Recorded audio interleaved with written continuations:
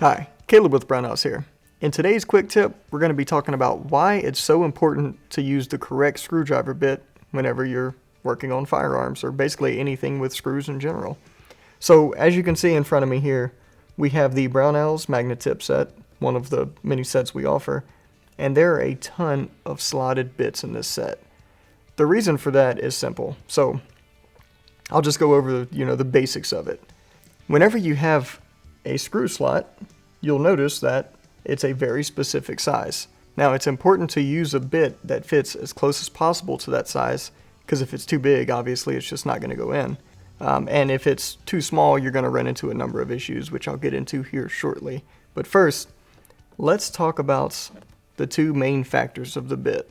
That's going to be length, so from this side to this side, and the width, or the thickness of the actual blade itself. Alright, so let's take a look at the length and why the actual length of it is so important. And for that, I'll just pull this off, swing this around so you can see here. And if you take a look, you can see that the width of this one closely matches the width of that.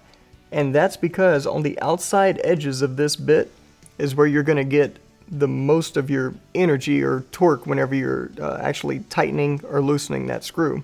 So if we use something that's too narrow, we're not going to be working on the outside of the screw, and we're going to have to work a lot harder, and that's when people tend to break their screwdriver bits a lot. And the reason we need to consider width and matching that width as close as possible is because if we use something that's too small, that's going to greatly increase the chance of this screwdriver bit slipping out and actually tearing the screw. And there's a perfect example on this old gun here where somebody actually did that. If you look at these screws right here, holding the base of the optic to the firearm, you can see that someone was using a screwdriver that was not the right size. It was definitely too small and too narrow, and they actually tore those screws. So that metal's peeling up there. And that's the main reason we need to make sure we're using the correct screwdriver bits. So now you know the correct way to choose your bits and how to use your bits, and you've seen what happens whenever you make a poor selection. So if you have any questions or comments, feel free to post them down below.